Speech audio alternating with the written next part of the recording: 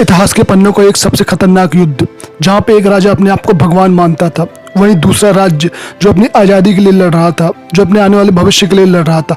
एक ऐसे ही खूंखार युद्ध है 300 राइज ऑफ एम्पायर। दोस्तों, अगर आपने इसका फर्स्ट पार्ट नहीं देखा है तो आप इसका पहले फर्स्ट पार्ट देख लें, हमने डिस्क्रिप्शन में दिया हुआ है। अब देखते हैं इसका आगे का पार्ट। 300 मूवी यानी फर्स्ट पार्ट में हमने देखा था कि 300 स्पार्टन जो है बहुत ही बहादुरी से लड़ते हैं।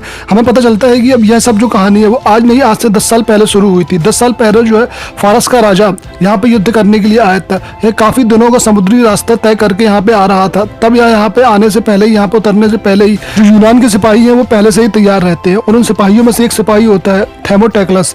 ये थेमोटेक्लस जो है वो पहले से ही तैयार रहता है, और यह उनको उतरने से पहले ही उन पर अटैक कर देते हैं। एक एक करके उन सबको मार देते हैं, और बहुत ही खूंखार युद्ध होता है, और उन सबको यह यहाँ पे खत्म कर देते हैं। लेकिन तभी वहाँ पे एक ऐसा मौका भी आता है जब जो है फारस का राजा सामने होता है, और यहाँ पे थेमोटेक्लस के पास एक तीर डला होता है। वो तीर को उठाता है, थेमोटेक्लस जो है वो तीर का निशाना लगाता है। राजा बहुत दूर होता है लेकिन फिर भी वह निशाना लगाता है, और सीधे जाकर उसके सीने में लग जाता है, और राजा वहीं गिर जाता है। वहीं पे उसका बेटा होता है जक्सीस। जक्सीस यह सब देख रहा होता है, और थेमोटेक्लस भी उसे देख रहा होता है। वो समझ जाता है कि जक्सीस जो है वो वापस फिर युद्ध करने आएगा। अब यहाँ पे जो है वो सब चले जाते हैं वापस। फर्स्ट का जो राजा है उसे तीर लगा होता है, वह घायल होता है। अब वो यहाँ पे अपने एक सोल्जर को बुलाता है। जो सोल्जर होती है वह लेडी होती है, उसका नाम होता है आर्टिमिशिया। आर्टिमिशिया जो है बहुत ही खतरनाक खूंखार सिपाही होती है, और जो फारस के राजा की सबसे अच्छी सिपाही होती है। तो फारस का राजा बोलता है कि तुम यूनान पे हमला करने के बारे में मत सोचना, क्योंकि यहाँ पे केवल देवता ही हरा सकते हैं।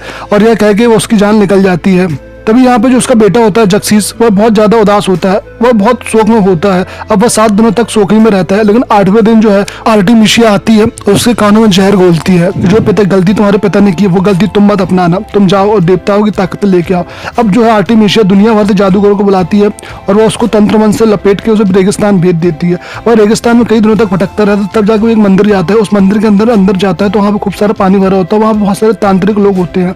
वह उस पानी के अंदर जाता है। अंदर जाते टाइम वो इंसान होता है, लेकिन जैसे ही वहां से बाहर निकलता है तो एक देवता बन के निकलता है। उसके अंदर जो है वो इंसानों की नहीं बल्कि अब देवताओं की ताकत होती है। अब वह फारस आता है। फारस में उसकी लाखों की तादाद होती है जो यूनान में कूच करने के लिए तैयार रहती है। वहीं दूसरी ओर हमें यह दिखाया जाता है जो थेमोटिक्लिस होता है वह स्पार्टा जाता है। स्पार्टा में आज से वो 10 साल पहले जाता है, और वहाँ पे वहाँ की रानियों से मिलता है, वहाँ की सभा से मिलता है। वो सबसे बोलता है कि हमें युद्ध के लिए तैयार होना चाहिए, क्योंकि उसको पता है कि जक्सीस बहुत बड़ी फौज लेके आएगा। लेकिन तब उसकी रानी उस युद्ध में जाने से मना कर देती है। अब आज 10 साल के बाद यह युद्ध शुरू हो चुका है। वहीं पे आर्टिमिशिया जो है एक बहुत बड़ी फौज लेकर समुद्री रास्ते से आ रही होती है। वहीं पे फारस का राजा जक्सीस भी जो है वो स्थल मार्ग से आ रहा होता है। उसके बाद एक बहुत बड़ी फौज होती है।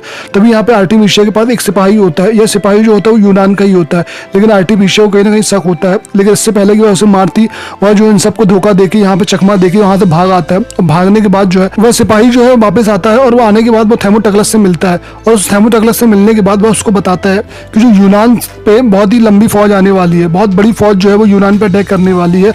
समुद्री रास्तों से बहुत सारी जहाजें आ रही हैं, जिसकी जो कमांड है वो एक लेडीज के हाथ में है, और उसका नाम जो है वो अर्किमीडिया है। अर्किमीडिया जो है वो असल में यूनानी ही है, और पहले जो है वो यूनान में रहती थी। लेकिन कुछ यूनानियों ने उसके पूरे परिवार को मार दिया, और वो उसके साथ बहुत ही गंदा रेप किया, और कई दिनों तक उसका शोषण करते रहे। हर किसी ने उसका शोषण किया और उसे मरने के लिए सड़क में डाल दिया। तभी वहाँ पे एक फारस का खूनी सोल्जर को वह मिलती है, और वह सोल्जर उसको अपने घर ले जाता है। उसे तरह तरह की लड़ाई सिखाता है, उसे हर एक दाव पैर सिखाता है, और उसे एक आम लड़की से खूंखार लड़की बनाता है। वह फारस के राजा के लिए लड़ती है, और उनके दुश्मनों का सिर काट के उसमें उनके पैरों में डाल देती है। तभी उनको ये भी पता चलता है कि 300 सोल्जर जो कि स्पार्टन है उन्होंने जक्सीस को रोक के रखा था, लेकिन अब वह नहीं रहे। अब उनकी भी जान चली गई है। 300 स्पार्टन ने जक्सीस को लोहे के चने चबा दिए, और जिससे कि जक्सीस डरा हुआ है। अगले दिन जो है वो थेमोटेक्लस युद्ध की तैयारी करता है, और अपने सोल्जरों को हिम्मत भरता है, और सबसे कहता है कि हमें इस युद्ध में जीतना ही होगा, क्योंकि यह युद्ध जो है वो हमारे देश के लिए, हमारी आज़ादी के लिए है। तभी यहाँ पे सामने से एक बहुत बड़ी फौज आ रही होती है जो समुद्री रास्ते से आ रही होती है। यहाँ पे बहुत सारी जहाजें उनके पास होती है। यहाँ पे जो है फारस के पास बहुत ही मजबूत जहाजें होती है, लेकिन थेमोटेक्लस जानता है कि इनकी जहाजें सामने से तो मजबूत है, लेकिन साइड से बहुत कमजोर है। अब वह रणनीति बनाता है। यहाँ पे उनकी जहाजें आ ही रही होती है, और थेमोटेक्लस जो है वो अपनी जहाजों को सीधे ले जा रहा होता है, लेकिन वो अपनी जहाजों को सीधे न ले जाके उनके साइड से अटैक करता है, क्योंकि वो जानता है कि साइड से अटैक करेगा तो टूट जाएंगे। और ऐसा ही होता है। वो उनको जहाजों को सामने से नहीं अटैक करता, वो साइड से मारता है, जिसके कारण उनकी सारी जहाजें बीच से टूट जाती हैं। अब ये पूरे सोल्जर उस जहाज में जाते हैं और एक एक करके बहुत ही शानदार तरीके से उनको मारते हैं, क्योंकि स्पार्टा यूनान के सोल्जर होते हैं, बहुत ही ताकतवर होते हैं। ये अपने देश के लिए मर मिटने के लिए हमेशा तैयार एक करके ये सभी फारसियों को मारते जाते हैं और एक एक पूरी जहाज को खत्म कर देते हैं। आर्टेमिशिया जो है सब दूर से देख रही होती है, क्योंकि वह इस युद्ध में शामिल नहीं हुई होती है। तभी यहाँ पे आर्टेमिशिया के सिपाही आते हैं और उनके सेनापति उनसे बोलते हैं कि मैडम आप चिंता मत करें, हम इन्हें कल ख़त्म कर देंगे, कल हमारी फ़ौज जो है इनके सामने इनको एक बार में ही ख़त्म कर देगी। तभी आर्टेमिसिया कहती है काश ऐसा ही हो। अब यहाँ पे अगला दिन आता है और अगले दिन फिर युद्ध की तैयारी होती है। आर्टेमिसिया के बहुत सारे सैनिक और बहुत सारे जहाजें यहाँ पे अटैक के लिए आती हैं। वह यहाँ पे आ ही रही होती है, लेकिन सामने जो कोहरा छाया होता है, कोहरा छाया होने के कारण इन्हें कुछ दिखता नहीं है।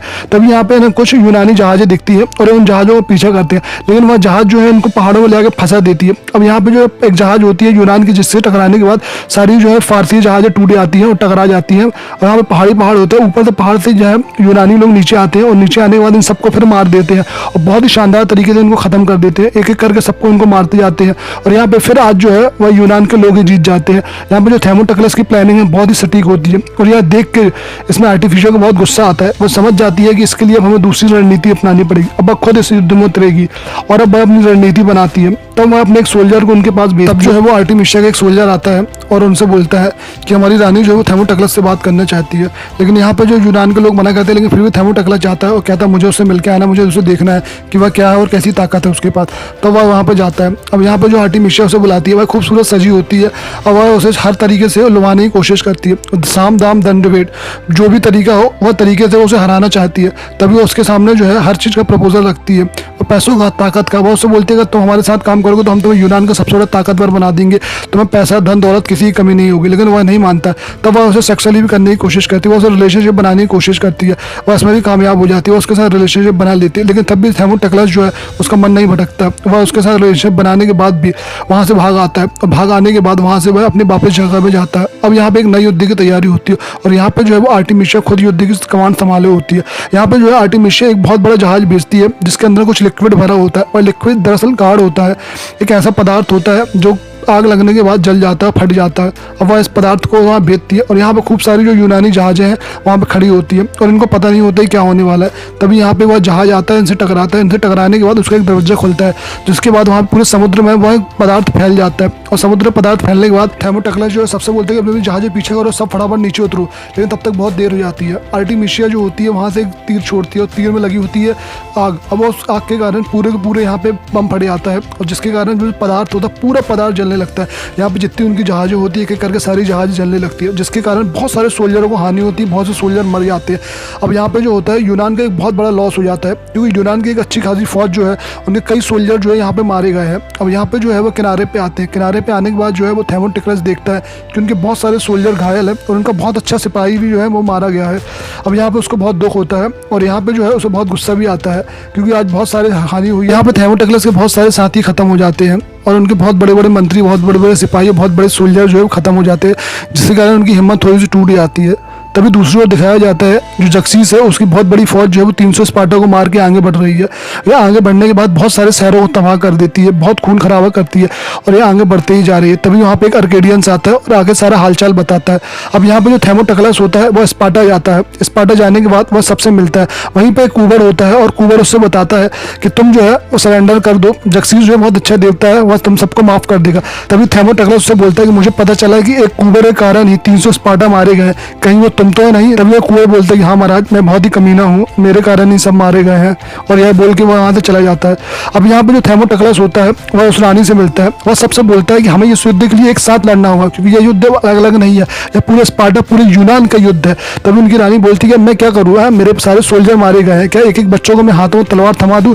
तभी यह रानी कुछ नहीं बोलती है और यहाँ से वह चुप रहती है। अब यहाँ पे जो थेमोटोक्लस है वह आ जाता है। दूसरी ओर जो जक्सीस है उसने यूनान के बहुत सारे शहरों पे अटैक कर दिया है, सबको तबाह कर दिया, बहुत खूबसूरत शहरों को बर्बाद कर दिया है और यहाँ पे सबको तबाही मचा के रखी है। अब यहाँ पे वह कुबर आता है जहाँ पे जक्सीस रहता है। यहाँ पे जो है अर्किमीडिया भी होती है और अर्किमीडिया जो है साथ में बैठी होती है। अब यहाँ पे कुबर आके बोलता है कि थेमोटोक्लस है वह अभी तक जिंदा है। आर्टेमिसिया कहती है कि ऐसा नहीं हो सकता है, वह मारा गया है, उसे मैं नहीं मारा है। तब कुबर कहता है कि महाराज मैं देख के आ रहा हूँ और मेरे सामने ही वह जिंदा था। तब यह देख के आर्टेमिसिया को बहुत गुस्सा आता है। तभी वहाँ पे कुबर बोलता है कि वह जो है वो आपका इंतजार कर रहा है एक पहाड़ी के पीछे। तब जक्सीस बोलता है कि रुक जाओ, तुम इस युद्ध के लिए मत जाना, पहले यह पता कर लो कि यह उनकी कोई प्लानिंग तो नहीं है। तभी आर्टेमिसिया कहती है कि तुम बताओगे कि युद्ध के लिए मुझे क्या करना चाहिए, क्या नहीं करना चाहिए।